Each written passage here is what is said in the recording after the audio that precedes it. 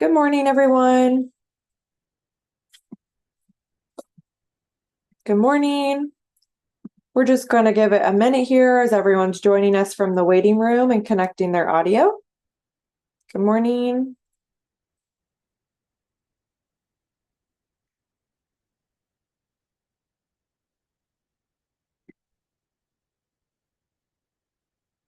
Good morning. Everyone's still kind of joining us. Just give it a couple seconds.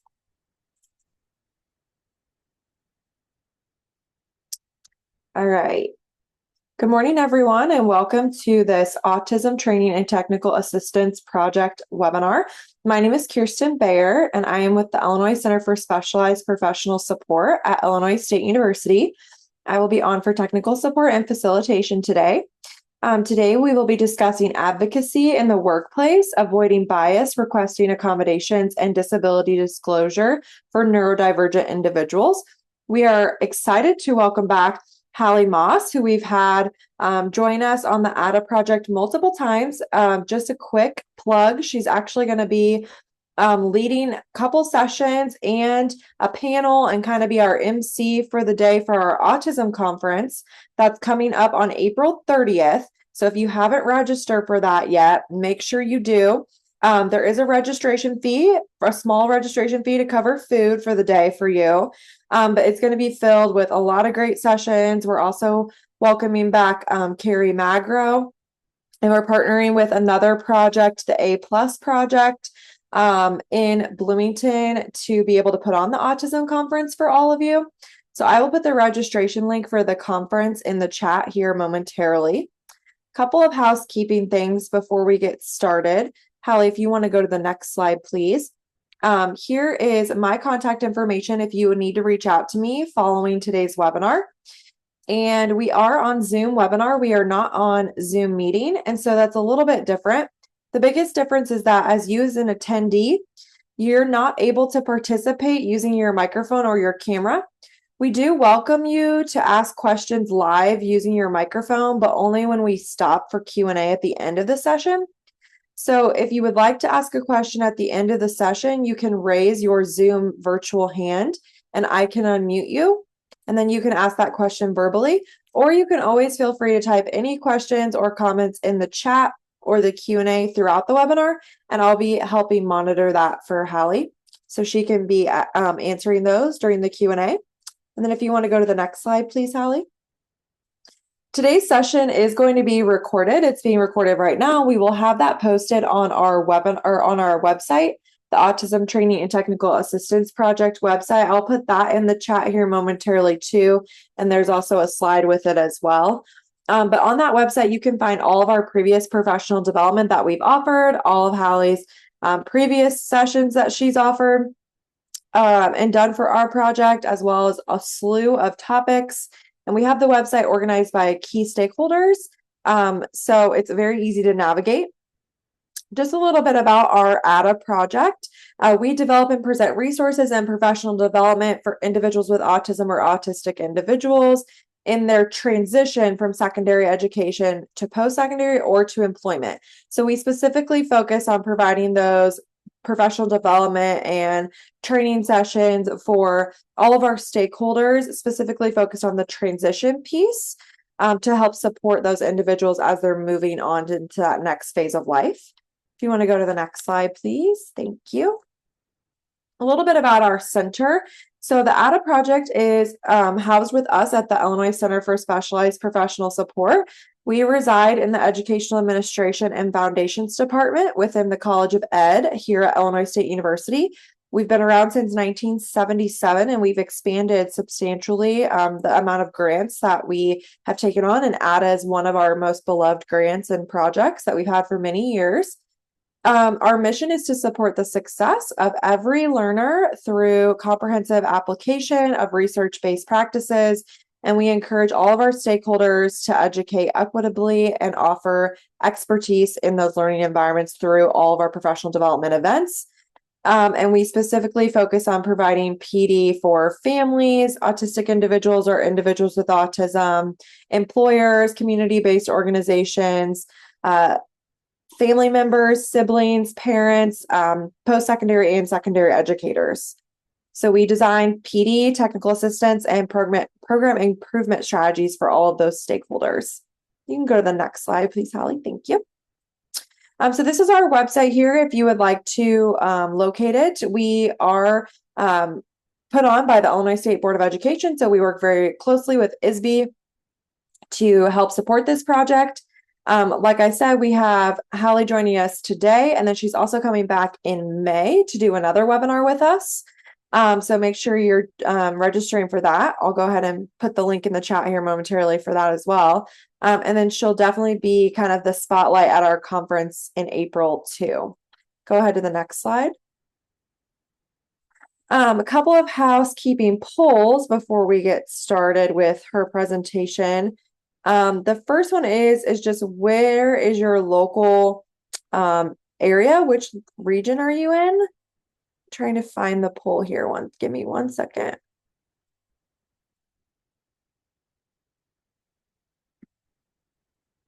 Here we go. I'm going to launch both of them at once. So the first one is which region are you located in?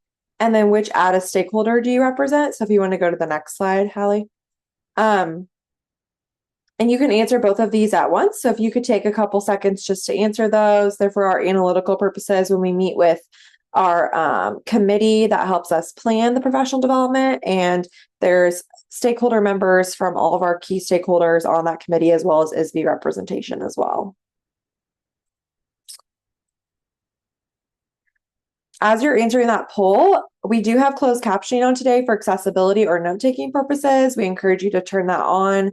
Like I said, today's webinar is being recorded and will be posted on our website along with Hallie's slides from today. And we will get that posted within about 48 working business hours. And then we also have a follow-up survey that will be emailed to you tomorrow, and it will be coming from Zoom. And we encourage you to take that follow-up survey just to help us plan future professional development, and also for us to be able to give feedback to Hallie on her session today. We appreciate your feedback, and I'll put that survey in the chat towards the end of the session as well. I'm going to go ahead and end that poll. Looks like we've had most of the audience participate. And we have a good span across the state. It's always good to see representation from across the whole state because we want to make sure we're reaching the whole state for our PD. We have quite a few people from Chicago and Northern Illinois, and then quite a few people from Central Illinois and a couple sprinkled down south. And then for our stakeholders, we have quite a few secondary educators and post-secondary educators, community members, and quite a few students or young adults as well. So thank you for joining us today. We really appreciate it. I'll put all the links for the conference and Hallie's session in May in the chat here momentarily, and I'm going to hand it off to her to start her presentation. Thank you so much, Kirsten, and it really is a pleasure to be here. So for those of you who are new, welcome, and for those of you who have been with me before, welcome back. My name is Haley Moss. I am an attorney, author, and neurodiversity advocate. I'm based in sunny Miami, Florida. It actually is a sunny day here. I had to double check because yesterday it was pouring out.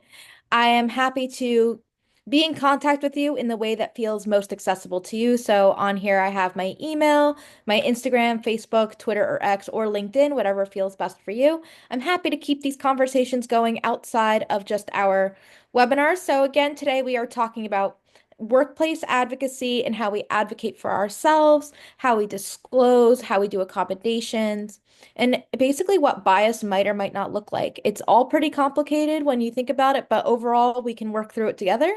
I hope that you come away learning something new or feel a little bit more empowered today. If there's anything that I can do to make today more accessible, please make sure to let me and Kirsten know. We'll do our best to help you however we can. So without further ado, let's get our show on the road.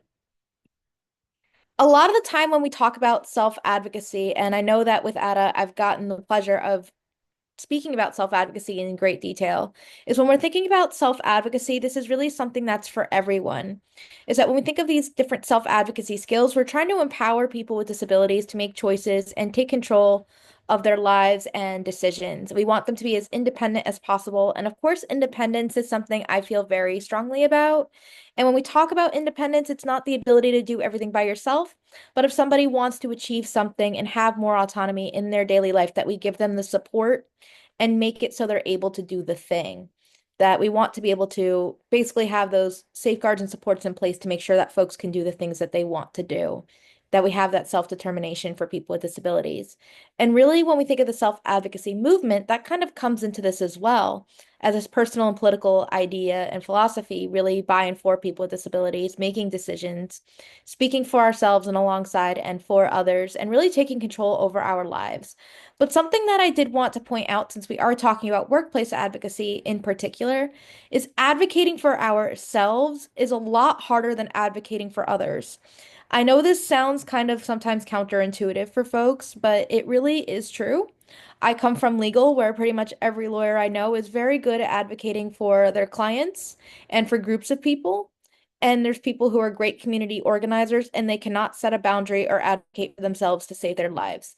That it's a lot easier for me to be able to say, hey, something's going on with that person, you should help them, than for me to be the one saying, I'm the one who needs help today. I think that's something that's very ingrained in us as well, is to try to serve and to try to be people pleasers or to try to do whatever we can to make it so we are also less needy. I think that especially is true for autistic individuals, that a lot of the time we are struggling with this form of internalized ableism where we might believe that advocating for ourselves and having different access needs and need for accommodation can be a burden to other people, when really it's just being able to be supported. And the worst thing that can happen is somebody says no.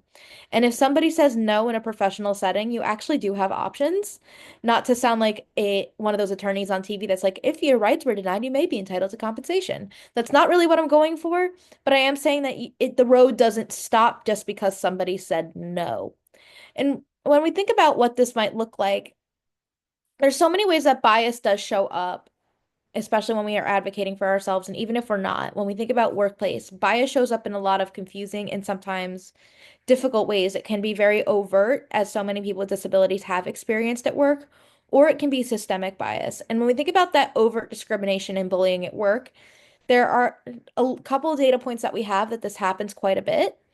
And we also have data that shows, maybe that's not the case. So it's kind of a take everything with a grain of salt when we have data.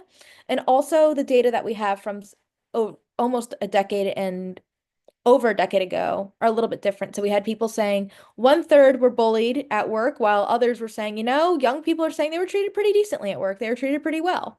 But this also has a little bit of change now as well with generational differences.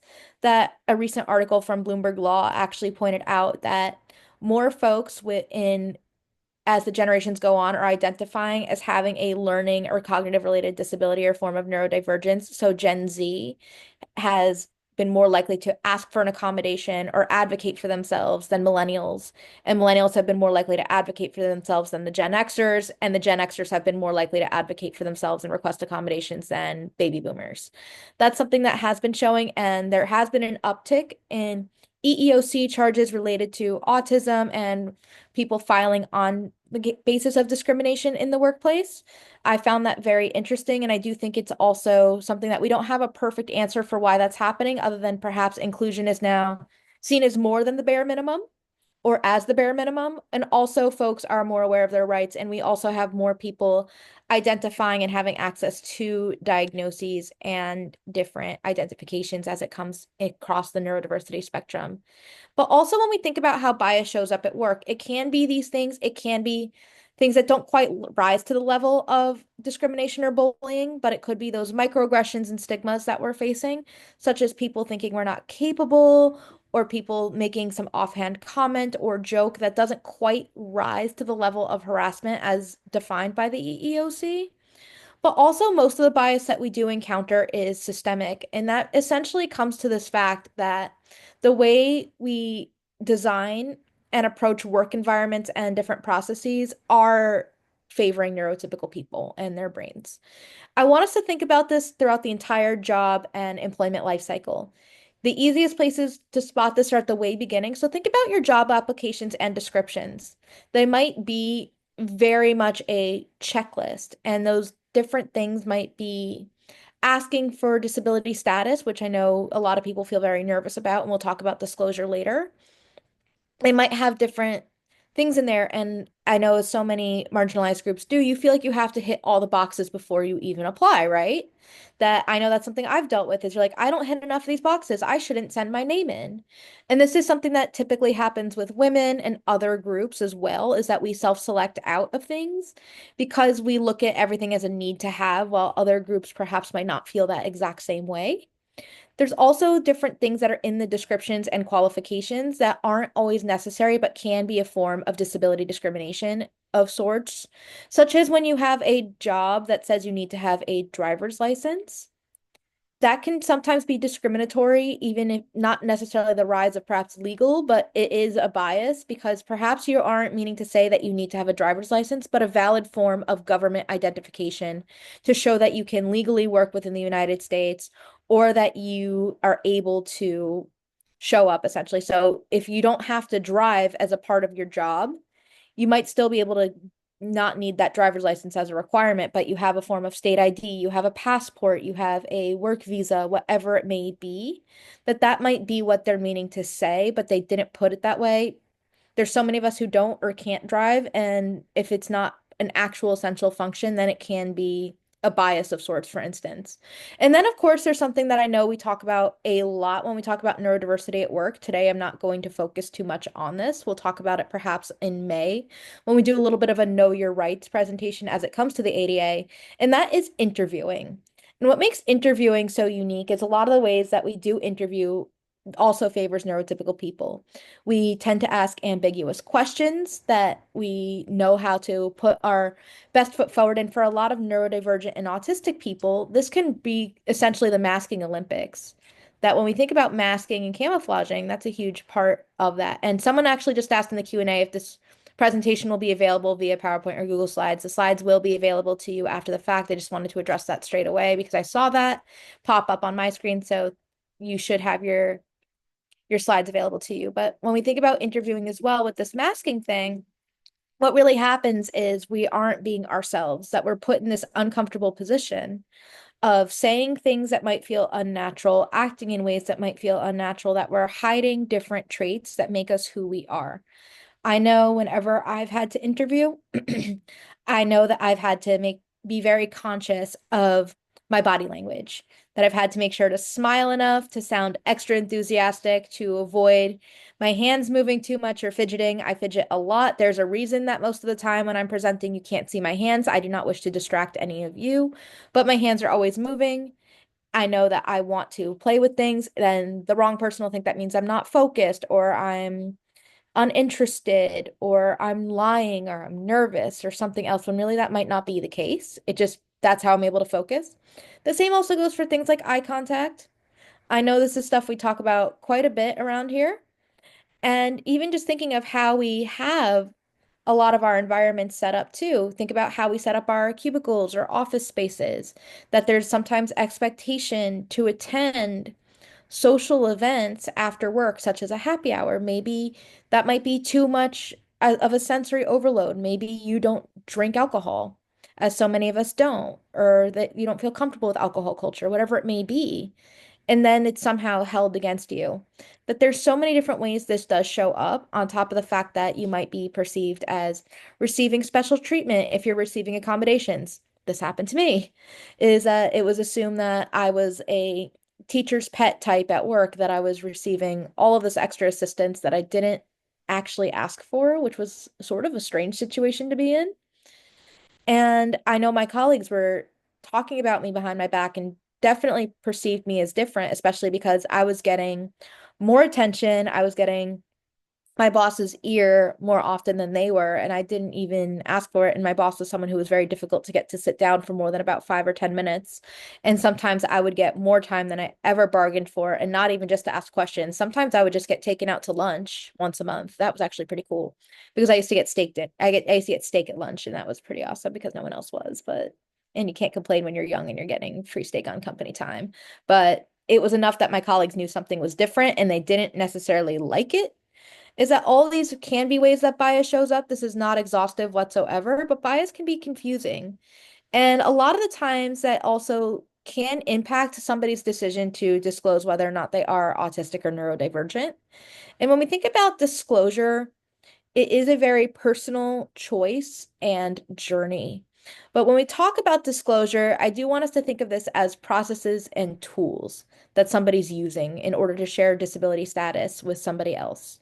And a lot of the times, this boils down to receiving support, accommodations, and or acceptance. There might be a mix of all three of these things at play or just one of them.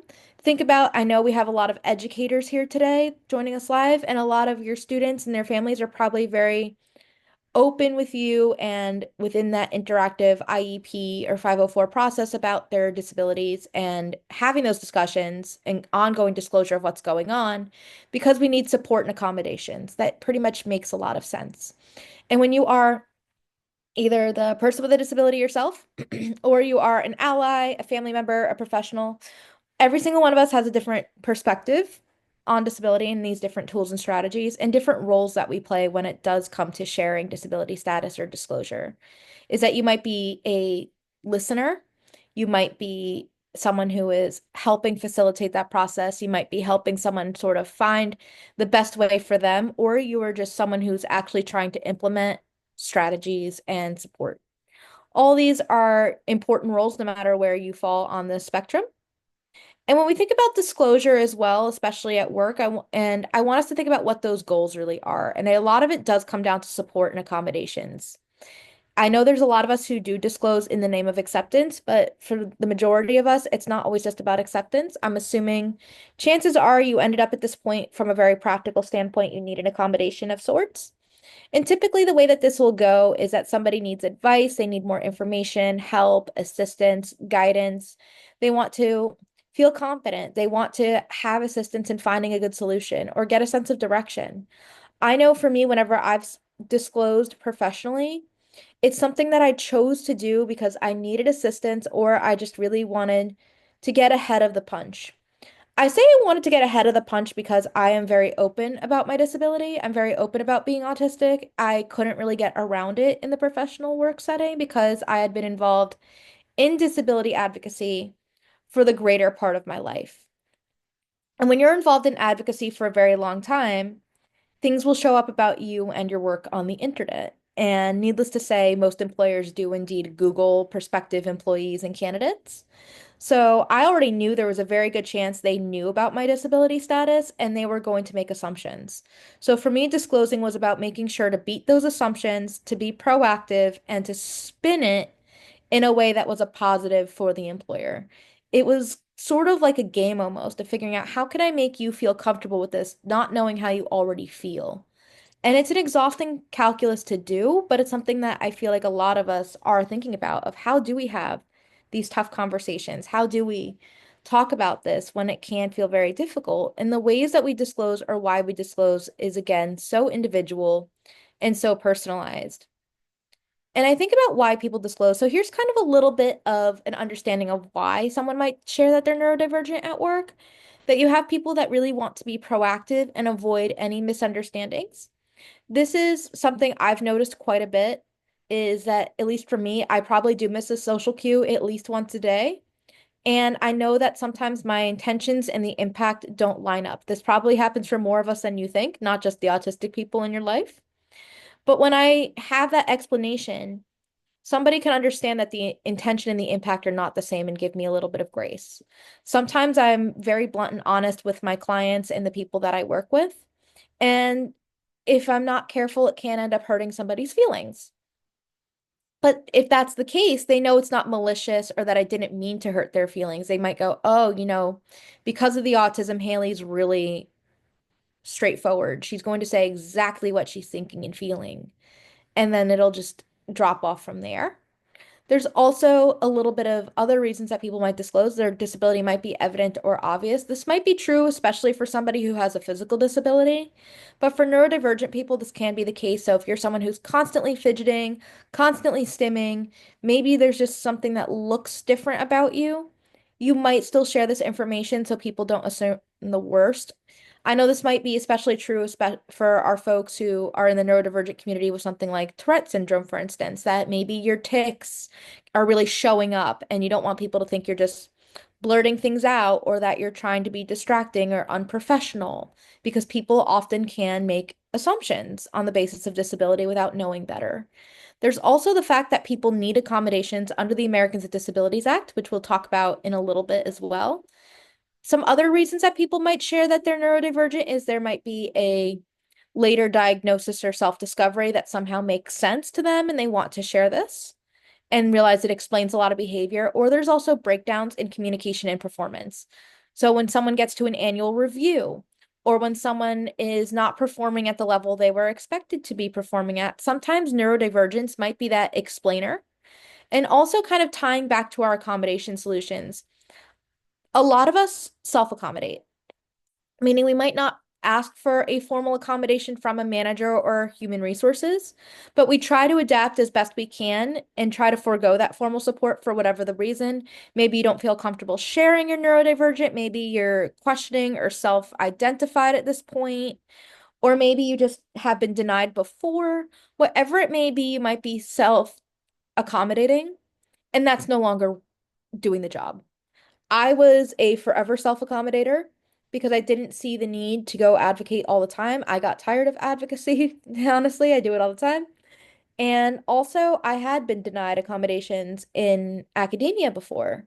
And when I was denied accommodations while in school, I was self-accommodating, whether it was changing my schedule, planning how I would get notes from other students to help me with note taking.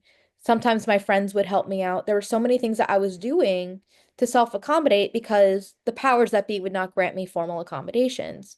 And when that becomes too much, sometimes you have to say something. I do remember going to one of my professors and saying, I can't keep doing this. This is too much. And I just broke down at the end of the class because it was someone that I had a very good working relationship with. This professor and I had a very good relationship. I had been in her classes for 2 years, and I said, I just can't keep doing it the way I've been doing it. And then we ended up finding solutions outside of the formal university framework to best accommodate me because the university wasn't helping. While other people might not feel like they have to share for a variety of different reasons like this, some of us volunteer this information. I mentioned earlier that I do volunteer my autism diagnosis pretty readily. I don't feel like I have anything to hide. I really don't care who knows. I do care that people get it right. And I do care that people want to learn and don't automatically just discount me or just write me off as that. So I often find myself saying in so many professional settings, including this, that my autism is not my entire personality. It's a huge part of my identity. And I don't know what it's like to be neurotypical, but it isn't everything about me, that there's so much more to Haley than autism. But I think that goes for anybody, really. And a lot of people do disclose because they want to be their authentic selves. Masking and camouflaging autism and neurodivergent traits is inherently an exhausting endeavor, that it's very difficult to keep up this persona that feels or acts neurotypical at the expense of your own mental health and well-being and physical health, and you're just going to burn out. Maybe you're just said, that's not for me. Or maybe you have different autistic or neurodivergent traits that make that very difficult or impossible to mask or camouflage, and you don't wish to partake in that. That might be a huge part of that too. And a lot of us also take pride in our identities, that the more time that goes by, the prouder I am to be a member of the neurodivergent community. I realize that so many amazing people in history were neurodivergent, so many change makers, and that the disability community as a whole has a really, really rich history of advocacy, of change making, and I feel really blessed to be a part of that. I also just can't imagine it any other way. Other people do disclose because they view neurodivergence as a strength. This one is a little bit more mixed for me. So I did mention that I do spin my autism as a strength a lot of the time that I disclose professionally. And I'll say that I'm really good at X because of the autism, or, you know, this might be hard for me, but I'm really good at pattern recognition, for instance, and I memorize things and I'm a really hard worker. You get the gist here of where I'm trying to go with it, is that you feel like you have to get ahead of it. That can be a strategy, but there are people who don't just look at it as a strategy. There are some neurodivergent people that will view being neurodivergent as a superpower of sorts, that they are buying into this narrative, and I know a lot of employers do too, about autism and ADHD, especially being some sort of superpower. And really, they are coming from this perspective of we're more productive, we're more innovative, we're very loyal, we're very hardworking, we're very diligent, we can be a perfectionist, we're all these good things. And there's lots of data to back up that neurodiversity at work does benefit so many different people and so many different organizations. But the individuals who are viewing this as a superpower are really doing that to also play up their strengths and sell it. And they genuinely believe that. And that's awesome for them. Like, I'm a big fan of when people do believe that about themselves. I worry a little bit more when the superpowers and strength narrative is brought to us by employers, primarily because it means that neurodivergent people are going to be held to a different, if not more difficult and impossible standard to measure up to. I have been held to the superpowers narrative before, if that I was going to be this pattern recognizing, technologically savvy genius who was going to be more productive than the neurotypicals and all of this stuff. A lot of us, and the studies do show, we are more productive on average. But I do worry when employers really do take that to heart because they might look at that as an opportunity to assign us more work, more difficult tasks than they would anybody else. And that doesn't necessarily mean it comes with a promotion or a pay raise. It might just mean that we are unfairly doing this. And it often overlooks the humanity of neurodivergent and autistic people, that if you overload us, if you overwork us because you believe they're superpowers, that doesn't just exist in a vacuum. We're still human beings, we're not supercomputers, and we can burn out. We can need breaks. We do need breaks. We do need rest. We do need time to process things. We need the same things that everybody else does. Just because we might be able to get a task done faster doesn't always mean we're immediately ready for the next task. So that's a little bit of why I feel nervous when I hear all about neurodivergence as a strength, but that can be a genuine reason why somebody discloses at work and chooses to advocate for themselves there. And disclosure is actually a good thing in the workplace conversation, is it really helps bridge the gap and provide context about why someone is the way that they are. Neurodivergent and autistic people might have inconsistent job histories, that we might have bounced around from job to job. We might have changed careers more than once. We might have had something going on the side. We might have had multiple jobs at the same time, that you might have seen something that looks a little odd on a resume, perhaps. And knowing that someone is autistic or neurodivergent really does explain this very well, that it's not necessarily, oh, they're disloyal, they don't care, they are just going to bounce to the next place. You might be thinking maybe that place wasn't a culture fit. Maybe there was another issue there that might not be the individual. I think a lot about one of my dear friends, actually. And one of my friends is on, I think, a third or fourth career at this point. And I say that very bluntly, is my friend was someone who was trained as an engineer and dropped out of a PhD program due to systemic ableism, ended up going to law school and was a lawyer. Also, while lawyering, founded a company and now is an administrator at a university. And all these things played together nicely in that career. But to someone who might not know, they might be thinking, well, you just bounced around a lot. And it turns out this person is neurodivergent and it makes a lot of sense. Like, oh, you bounced around. That makes you had a shift in career. Perhaps something happened here. That it's not the, oh, you gave up or, oh, you just don't care. That we don't extend the same grace to someone perhaps trying something new or realizing that something wasn't working as we would the neurotypical people. And also when we think about behavior, that having an explanation for behavior makes a lot of sense of why aren't they saying this? Why aren't they looking at me? Why aren't they doing this very specific neurotypical norm in a neuronormative workplace and environment of going, oh, that's just not natural for them. It's a lot like learning a second language. That's how I feel is the best way to describe neurodivergent people is we are constantly assimilating and having to speak the language of the neurotypical majority.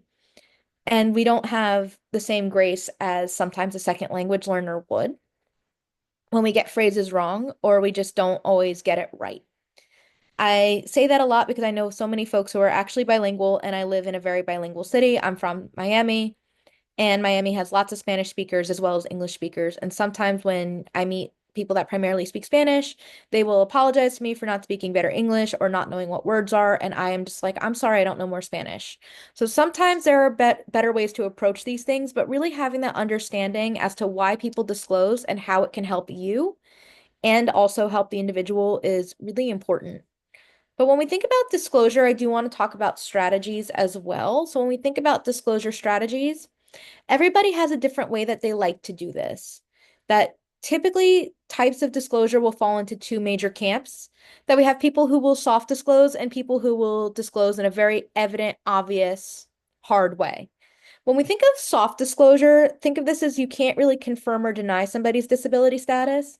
You might hint at it some way or another. You might mention that you have sensory differences or difficulties, but we don't quite know why. Maybe you are someone who has a migraine and you're sensitive to light, or you have a sensory profile that is consistent with being neurodivergent. You can't always confirm if you say, I have light sensitivity, why you have light sensitivity, right? Like I said, it could be that migraine, it could be a disability, it could be hormonal. Nobody really knows. You might mention on your resume or in passing that you're a member of an allyship or affinity group. I know, for instance, I will mention that I have served on the board of Florida's Lawyers Assistance Program. And our Lawyers Assistance Program primarily helps people who struggle with mental health and substance use disorders. And usually, when you mention that you are involved and passionate about mental health advocacy or substance use advocacy, people might make an assumption, or you might think that might be your way to say, I've struggled with my mental health or struggled with substance use before, perhaps. For me, that's not really what it was. I joined Florida Lawyers Assistance's group and their board because I cared and realized that they were often forgetting about forms of neurodivergence that weren't just depression, anxiety, and more heavily stigmatized mental health conditions. And I wanted it to be more inclusive.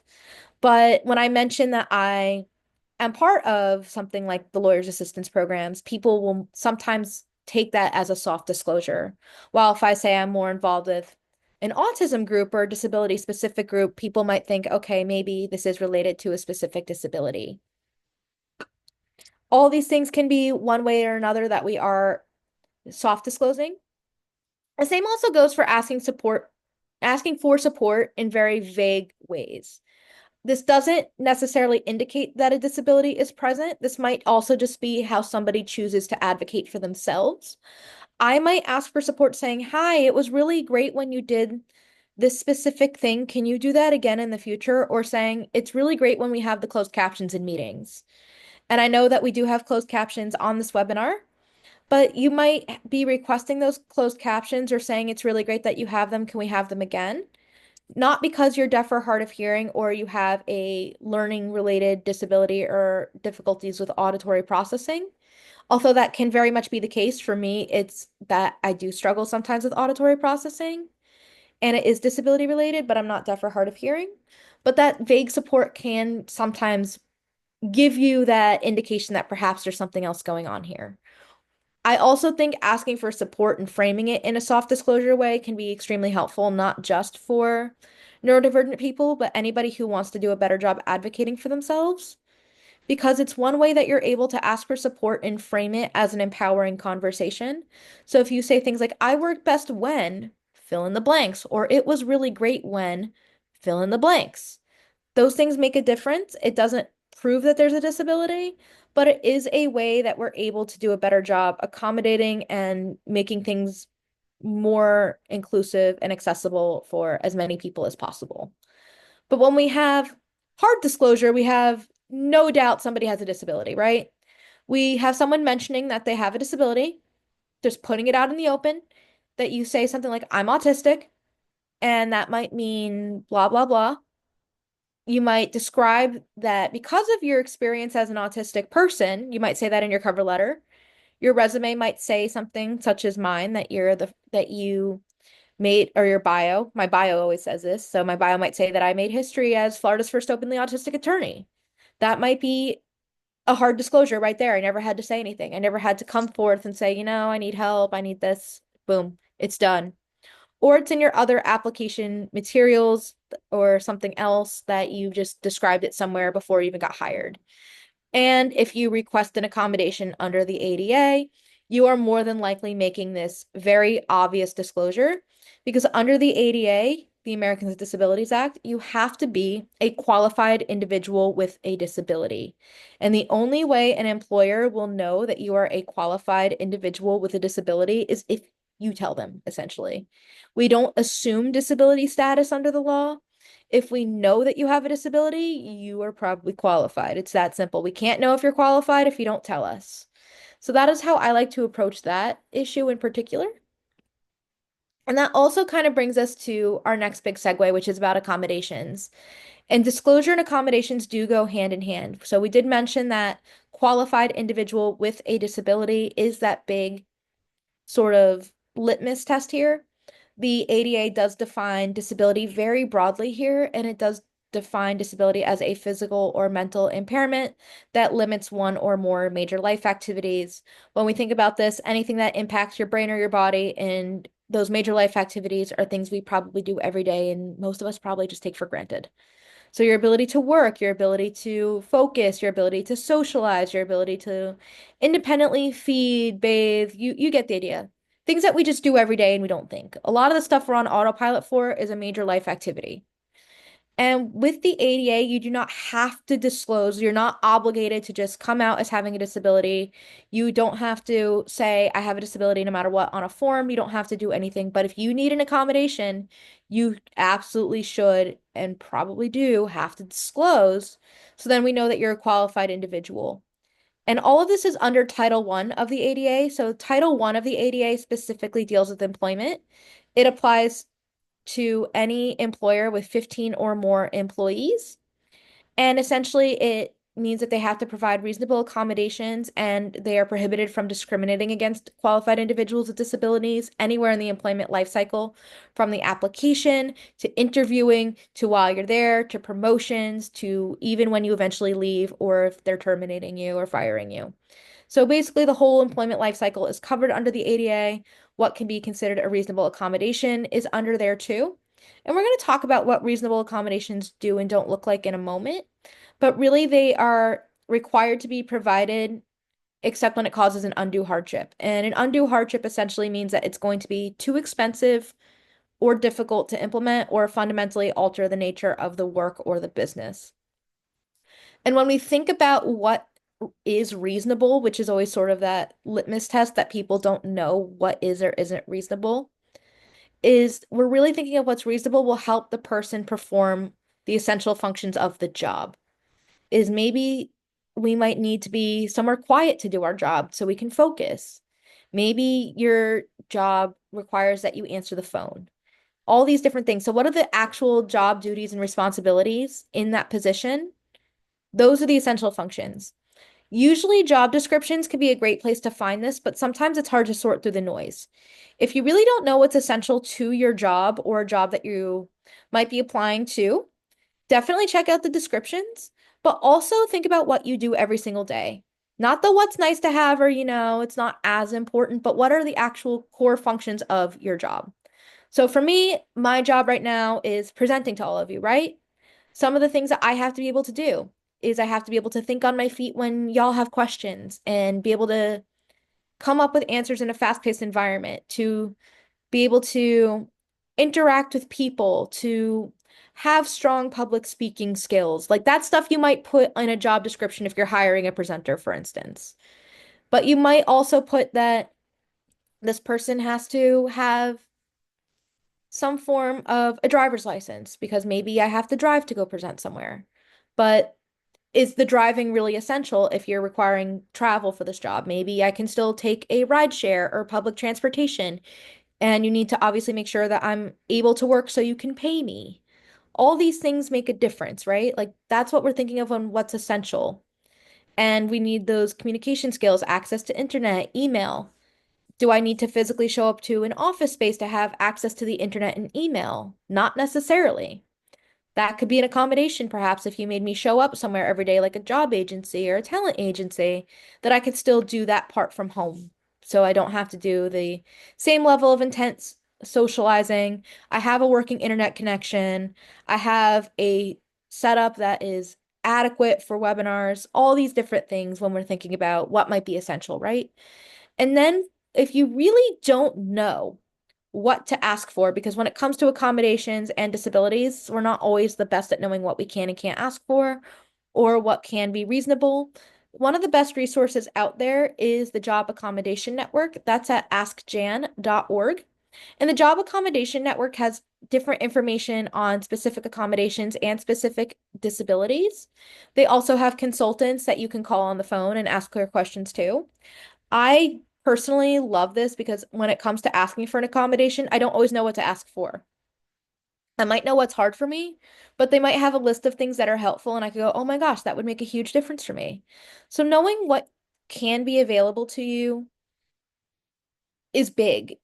And looking at it as you have that menu board perhaps in front of you can be a way to guide your conversations when you are disclosing or advocating for yourself or other or helping someone advocate for themselves in some way.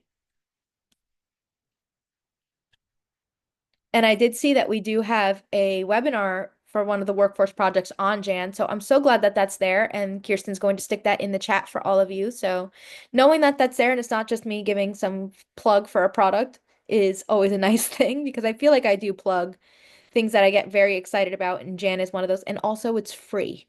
So that's a big thing to keep in mind. I'm not trying to sell you anything today. That's not who I am. That's not my style of marketing or anything. If you feel compelled, that's great, but that is something that is a good tool to have in your toolkit. And I do want to talk about what reasonable accommodations are a little bit deeper too. So this is stuff that has come out from the courts and from the statutes in the ADA, kind of giving us some guidance here is that accommodation requests must be reasonable and they don't have to cause that undue hardship.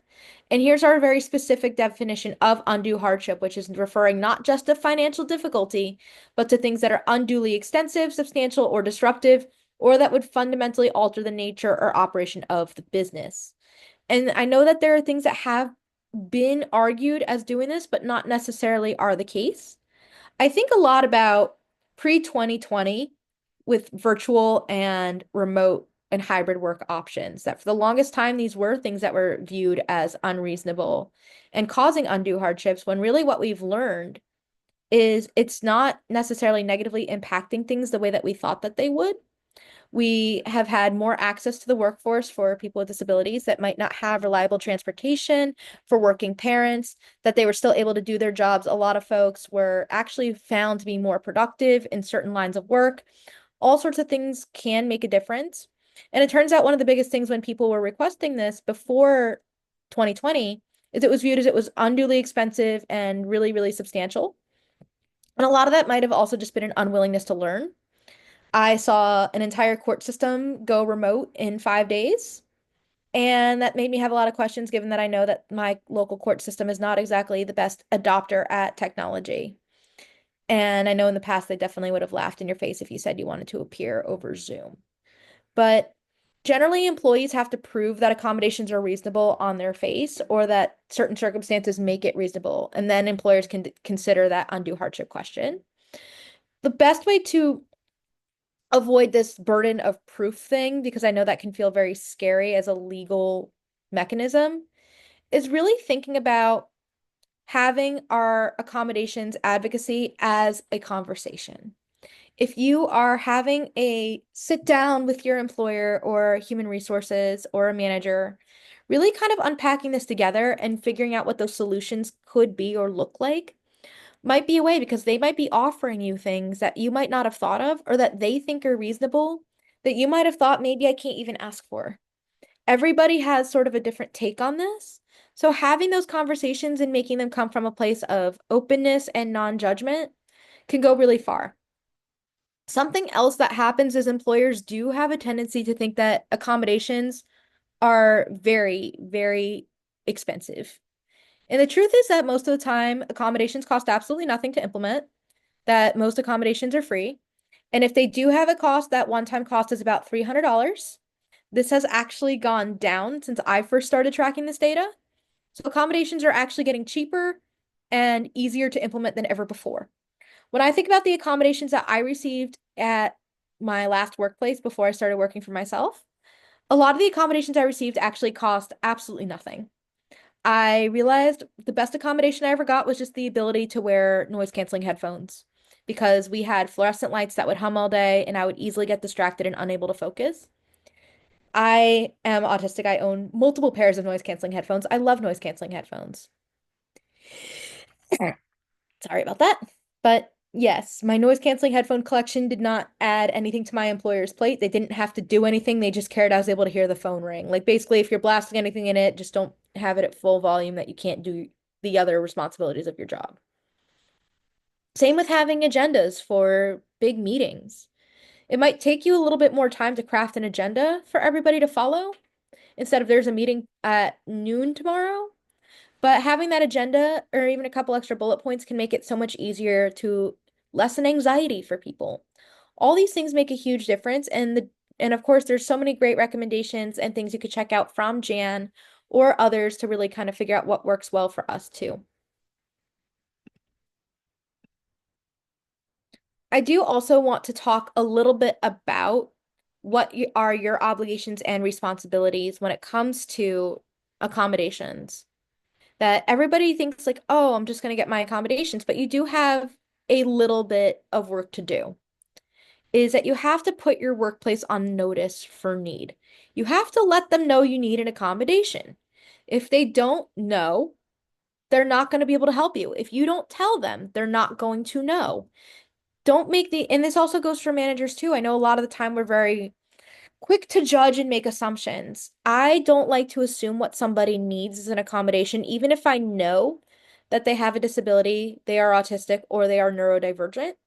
Every single individual has different needs. What would help me thrive in a workplace is not what would help somebody else, perhaps, with the exact same diagnosis.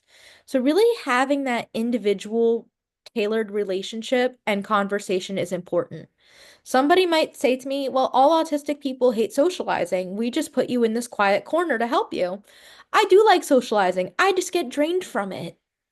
And that doesn't mean that I want to be isolated from everybody else. That's not the accommodation that I wanted. Maybe I just wanted to know how to set boundaries or knowing that I could skip certain optional things or that people communicated with me in a more direct way. Something else about disabilities is that you might be expected to provide medical documentation. I know this is something that can ruffle some feathers, especially for those of us who are still in the process of getting to diagnosis. We might be struggling or we might be self-identified at this point, but they can ask for medical documentation. If this is something that turns out to be a roadblock, you might want to go down the soft disclosure pathway because sometimes the right person will accommodate you even if it's not a formal accommodation. We accommodate each other all the time, even without the formal process that's interactive. Think about how many times you might have told someone, I'm not a morning person, or I have a doctor's appointment. I can't do it at this time, but can you do it at that time? We don't think twice about that. We normalize accommodations by just being human and empathetic. And we also have done a really great job normalizing certain disabilities and certain accommodations better than others. I think about vision a lot because we've done a great job at essentially, not thinking twice about someone getting an unfair advantage if they are wearing glasses or contacts. That we normalized visual accommodations in that way. But when it comes to this, think about how you might have some documentation, you might not have enough, or what you can have, or how to have those soft disclosure conversations to hopefully get what you need and advocate a little bit better, even if it's not as formal. And the thing is, I know a lot of us do struggle with what to ask for. And it's okay to ask for help with that challenge. And in knowing what's the pain point and what's difficult for you is really big here. You don't have to know the resolution and stay focused on the thing that's hard.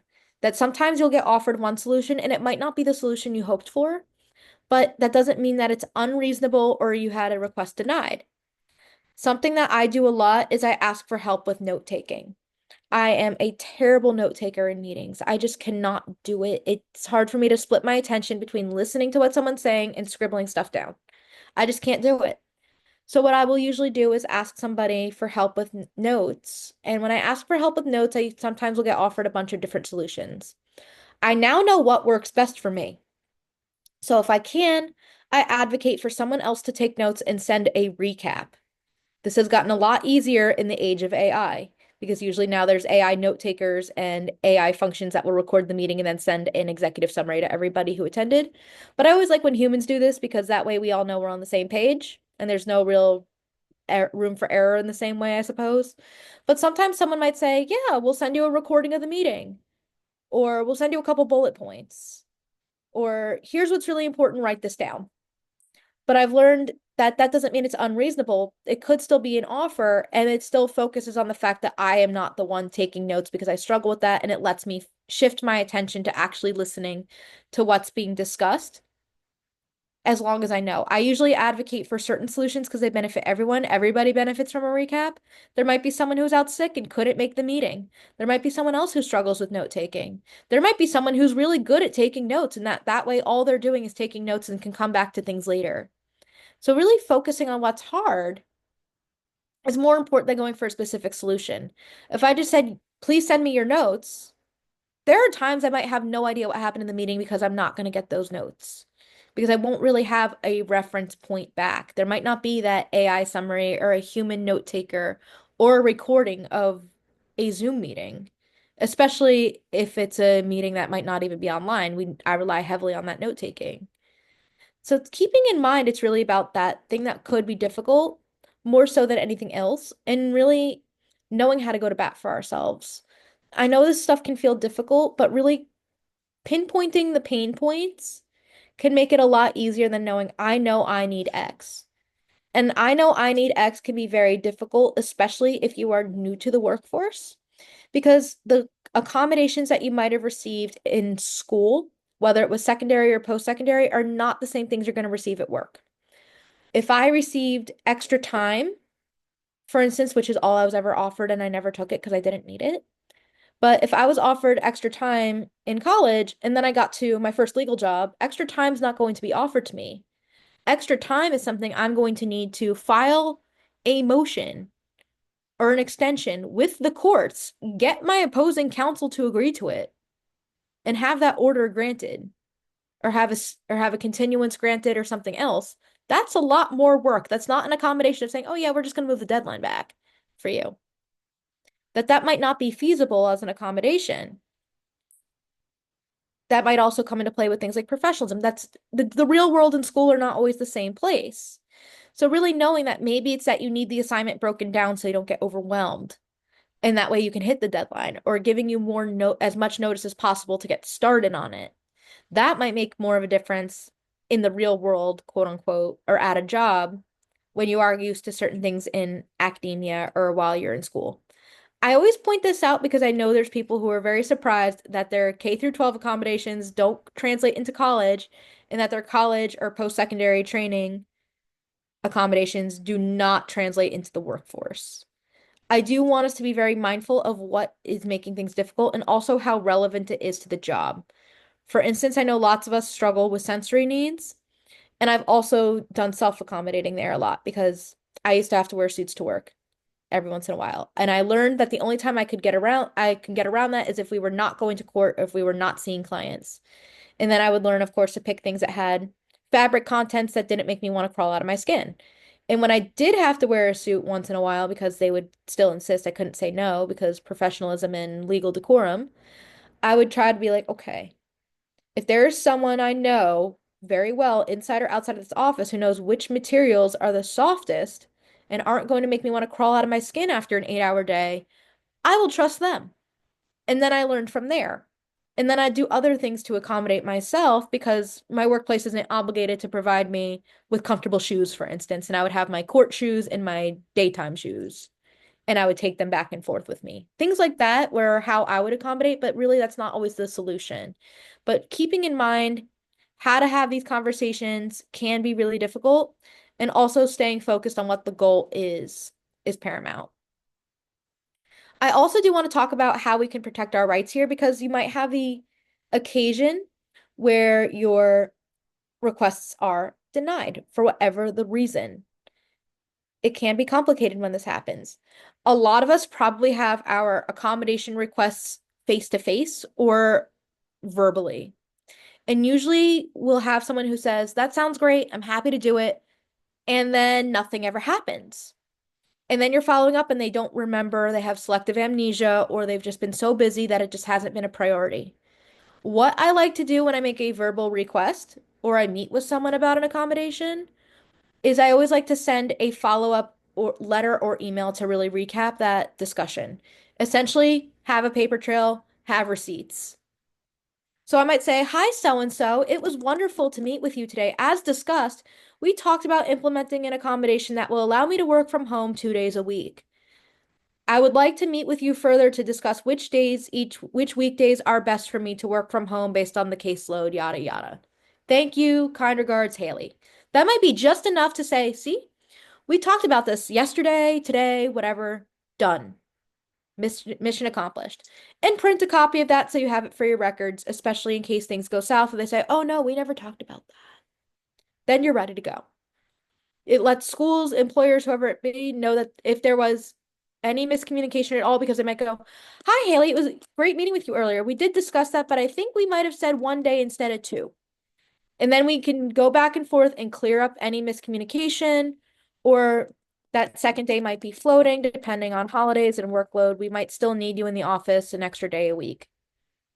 You want to have that type of follow-up and you want to have that stuff in writing.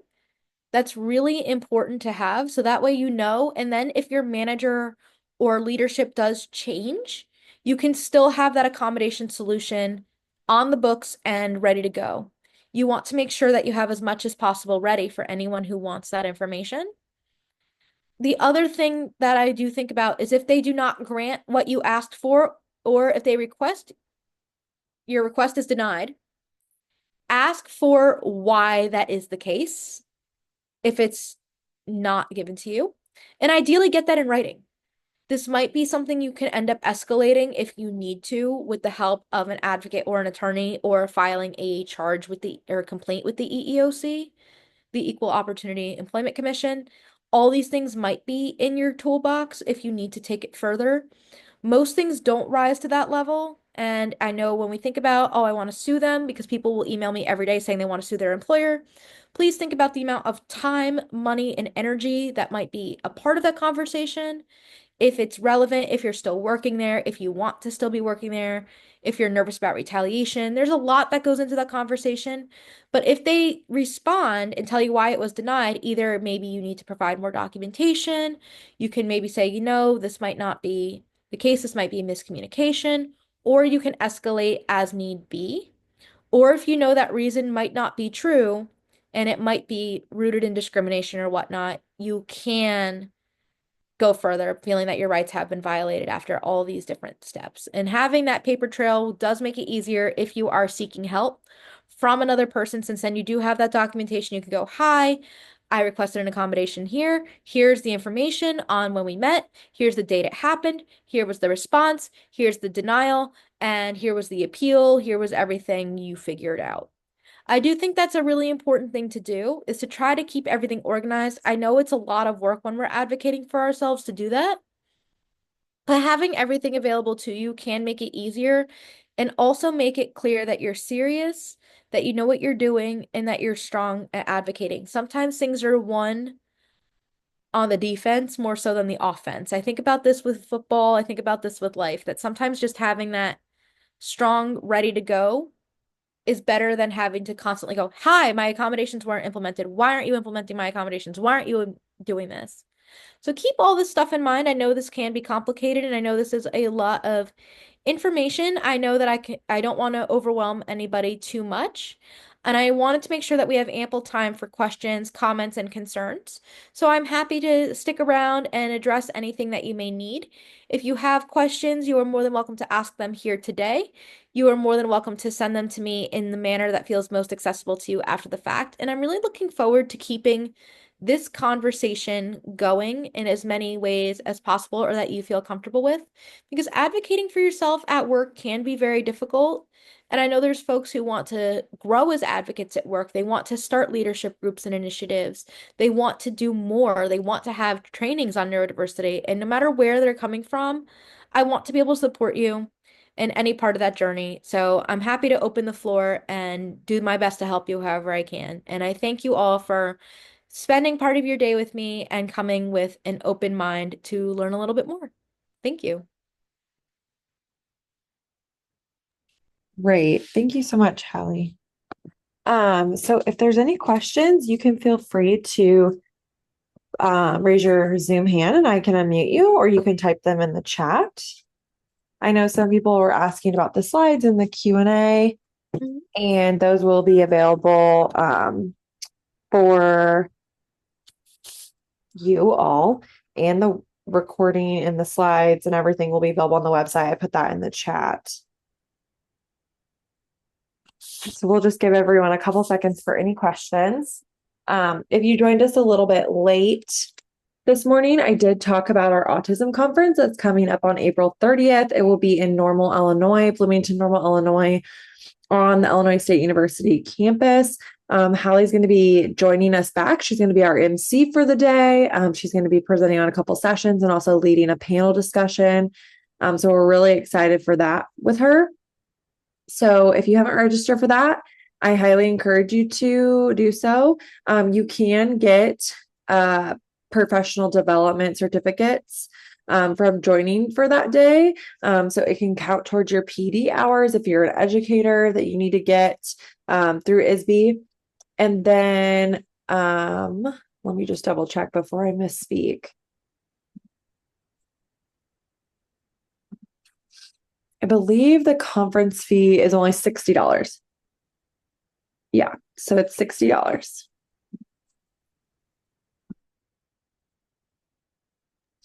Let's see. Somebody typed in the Q&A. I'm a vocational coordinator for a transition program and have a student working in a Panera cleaning tables in the dining area. His mother got him a doctor's note saying he can wear headphones to listen to music while working to help him focus. The manager said that it is a safety concern because there are many customers around. Would this be a violation of his right to accommodations? Did they offer a different type of accommodation? And is this reasonable in a Panera is the big questions of whether or not this is a violation. He obviously is working with you in as a vocational coordinator. He is working there. He has the doctor's note. He has all of that. So right over there, he is a qualified individual. I do think this is very specific. I don't personally understand how it's a safety issue if he's cleaning tables. Is he going to bump into customers? Are customers typically going to interact with him? All these things make a difference. So if customers are interacting with you while you're cleaning the tables and that's part of your job, that might be reasonable to deny and to try to come up with something else. Like perhaps for him to clean tables, maybe they can assign him to a later shift. And so that way there's fewer customers around, or he closes out the restaurant and cleans tables at the end of the day. All of these things can be one way or another that they can accommodate his disability. So I'm not going to say whether or not this is an exact violation on its face, because there are other questions at play and what else the managers did or didn't do. Yeah, Ashley, if you want to, if you want to elaborate or anything more, I'm happy to unmute you. Or you can just type in the chat or the Q&A if you're more comfortable with that. Ashley is who asked that question. She said, no, that's okay. Thank you for answering. And then in the chat, we had somebody ask how they can apply this webinar for ISB credit hours.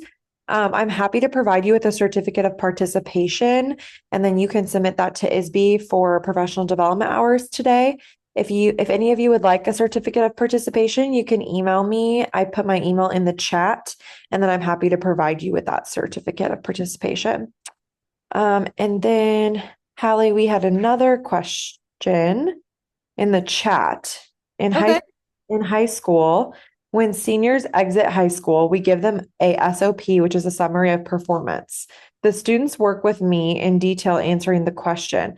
How will my disability affect me in the workplace? My students work hard on this answer to help them not get fired for their disability. Can they bring this paperwork to the HR department once they are hired?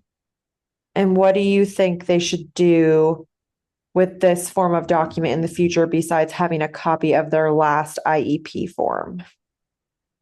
That could serve as documentation to prove that you are a qualified individual with a disability. I do think that this question and this SOP is probably better for your students to be able to advocate for themselves and understand how their disability will affect them. Because it's really hard to figure out what that specific job that they're getting is and how their disability might impact that or what needs they have. It's really hard to predict exactly what somebody's going to need in the workplace because we don't know the company culture, we don't know which space it's in. If they are involved in something else like a project search or another type of training program, it might be easier to figure that out right away. And then we go, oh, okay, we know that this student is struggling with X, Y, or Z, and we can build that into how they advocate for themselves. But how their disability affects them in the workplace is really hard to predict. And it's also hard to quantify, but I do think that might be a good thing to have with the copy of that IEP form as further documentation of disability. But then again, you have to also remember higher ed and workplaces don't have the same obligations to follow an IEP or a 504 plan or anything of that because they're not educational institutions. It could just be a good record. But HR might have different policies. I know some HR people would probably be glad just to see this and have an idea of where this person is coming from, while others will be like, I don't know what to do with this because this might not be specific or relevant to my workplace. So it really does depend on the situation. I know that's the lawyer answer, but it is the best answer I got for you.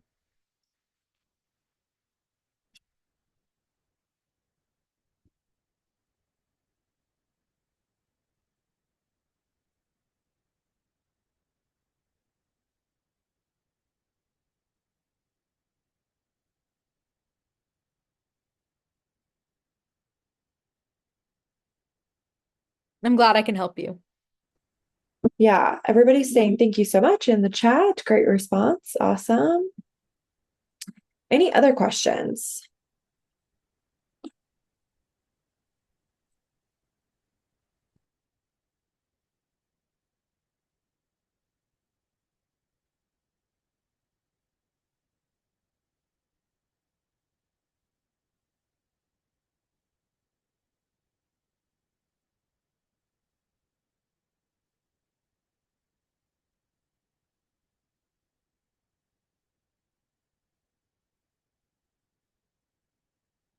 It's okay if you have questions that you would rather ask later.